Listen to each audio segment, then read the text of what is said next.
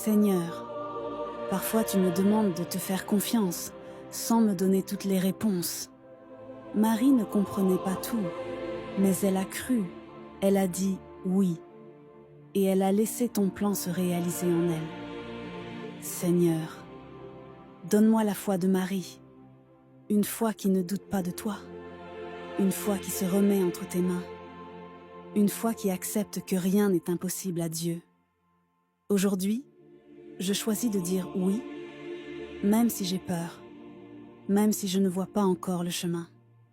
Seigneur, me voici. Que tout m'advienne selon ta parole. Amen. Évangile de Jésus-Christ selon saint Luc.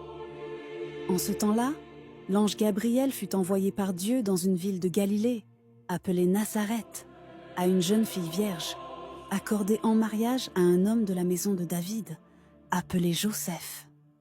Et le nom de la jeune fille était Marie.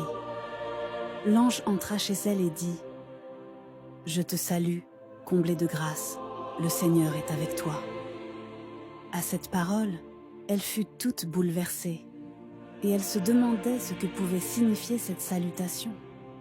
L'ange lui dit alors : « Sois sans crainte, Marie, car tu as trouvé grâce auprès de Dieu. Voici que tu vas concevoir et enfanter un fils. Tu lui donneras le nom de Jésus. Il sera grand. Il sera appelé Fils du Très-Haut. Le Seigneur Dieu lui donnera le trône de David son père. Il régnera pour toujours sur la maison de Jacob, et son règne n'aura pas de fin. » Marie dit à l'ange : « Comment cela va-t-il se faire, puisque je ne connais pas d'homme ? » L'ange lui répondit : « L'Esprit Saint viendra sur toi, et la puissance du Très-Haut te prendra sous son ombre. C'est pourquoi celui qui va naître sera saint. Il sera appelé Fils de Dieu. Or voici que, dans sa vieillesse, Élisabeth, ta parente, a conçu, elle aussi, un fils, et en est à son 6e mois, alors qu'on l'appelait la femme stérile, car rien n'est impossible à Dieu. Marie dit alors : « Voici la servante du Seigneur, que tout m'advienne selon ta parole. » Alors l'ange la quitta.